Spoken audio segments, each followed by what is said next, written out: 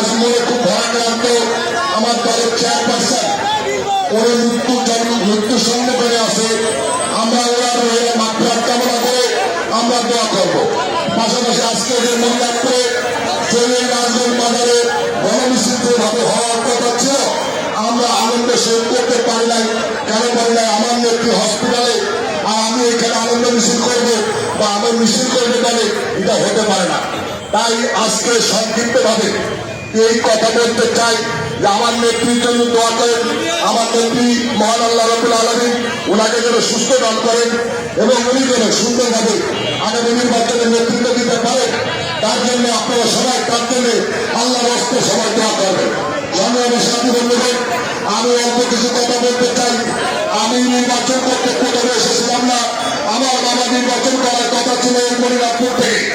আমি কিন্তু আমার বাবার মৃত্যুর খবর পেয়ে আমি যখন এই বিভিন্ন ইউনিয়নে মিলাদ মাহফিলে গেছিলাম, সবার একটা কথা, মা বোনদের কথা, ভাই বোনদের কথা, বাবাদের কথা, যে শাহিদ তোমার বাবার স্বপ্ন পূরণ করতে হবে।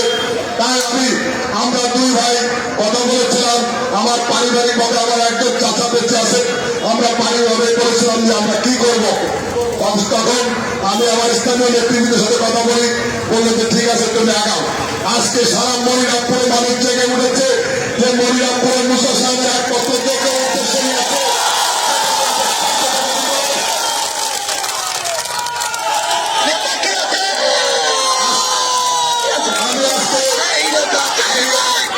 আমি একটি কথা বলতে চাই, আমরা আমাদের পেটে ক্ষুধার্ত নাই, শরীরের পেটে ক্ষুধার্ত নাই, মনের পেটে ক্ষুধার্ত নাই। এইটা নির্ণয় করার জন্য আমি আপনাদের সাথে কাজ করতে চাই। বন্ধুগণ, আমি শাহিদ আপনি যদি এই মনিরামপুর থেকে 4টে সংসদ সদস্য প্রাপ্ত হতে পারি, দল আমাকে যদি মনোনয়ন দেয়, আপনারা একত্রে হবে আমাদের সাথে আসেন কিনা? আমার ভোট আমি পেয়ে গেছি। এখন দলের কাছে আমার প্রশ্ন, দল বাংলাদেশ জাতীয়তাবাদী দল দেখুন মনিরামপুরের মানুষ কাকে চায়, 3 নম্বর মানুষকে কিভাবে মুসা সাহেবের ছেলেকে চায়, শাহিদ চায়। আর শাহিদ কোন ব্যক্তি, শাহিদের ইতিহাস সাথে বলা লাগবে না। তারপরে সংযুক্ত বলি, আমি শাহিদ অপারেশন ক্লিন হারে যে নির্যাতিত হয়েছি, জননিরাপত্তা আইনে যেভাবে মামলা খেয়েছি, জেল কেটেছি, 40 অবস্থার জেলখানায় ছিলাম, তারপরেও দলকে ছাড়ি নাই। আমার নামে হুড়িয়েছিল, যে ক্রস মারে দিতে হবে শাহিদকে। তখন আমার মা, আমার বাবা বলেছিল তুমি বাইরে চলে যাও। তাই আমি মনিরামপুরের বাইরে চলে গেছিলাম। আমি মনিরামপুরের ভাড়াটিয়া লোক না, মনিরামপুরের ভাড়াটিয়া লোক না। আমার নামে, আমার বাবার নামে চাঁদাবাজির কোনো অধিকার নাই। অর্থাৎ মনিরামপুরের বিভিন্ন মানুষকে বলবো যে 3 নম্বরের জরিপ নেন। যদি মোসা সাহেবের ছেলে শাহিদকে যদি আপনারা দেখতে চান, যদি আপনারা মনে করেন শাহিদ এই আসন থেকে প্রাপ্ত হয়ে পাশ করবে, তাহলে আপনি আমাকে মনোনয়ন দেন। অন্যথায় আমি শাহিদ মনোনয়ন চাই না। বন্ধুগণ, আসলে আমাদের মাগরিবের নামাজের কিছুক্ষণ পরে শুরু হবে। দলের কাছে আমার আকুতি আবেদন, মনিরামপুর বিএনপির জন্মদাতা আমার বাবা উপদেষ্টা সাধারণ সম্পাদক ছিলেন।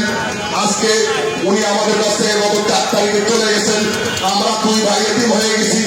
আমাদের বাবা নাই। এই মনিরামপুরের মানুষ আমার বাবা, এই মনিরামপুরের মানুষ আমার ভাই, এই মনিরামপুরের মা আমার মা। শিখে নাই, শিখবে না ইনশাল্লাহ। পাশাপাশি এই কথা বলতে পাশাপাশি আমি আপনি কথা বলতে চাই, যেহেতু আজকে আমার নেত্রী চরমভাবে অসুস্থ, আসলে সেই কথা না বলে বুঝতে পারবো না। উনি আজকে 81 বছর বৃদ্ধ মহিলা, উনি মৃত্যুর সামনে করে আছেন। আল্লাহর কাছে আমরা আকুতি করবো, আল্লাহ ওনাকে নিয়ে হাত দিক এই বলে।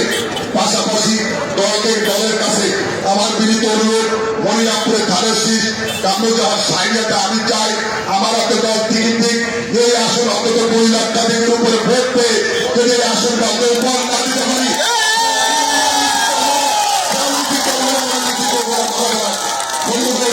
আর যারা কষ্ট করে বিভিন্ন ইউনিয়ন থেকে এখানে আসছেন, অনেক কষ্ট হয়েছে। আমার মা বোনেরা এসে, আমার দিদিরা এসে, আমার দাদারা এসে, অনেক আসছে। সর্বোপরি আমি যদি আপনাদের এই কষ্টের জন্য পাশাপাশি নাগর এই বাতায়নতার জাম হয়ে গেছে সাময়িক এই অসুবিধার জন্য এবং যারা দূর দূরান্ত থেকে আসছেন তাদের কষ্টের জন্য আমি ক্ষমা প্রার্থী যদি কোনো অন্যায় করে থাকি। পাশাপাশি আজকে সর্বশেষ একটি কথা বলে পাই, আমার বাবা যেহেতু দুনিয়ার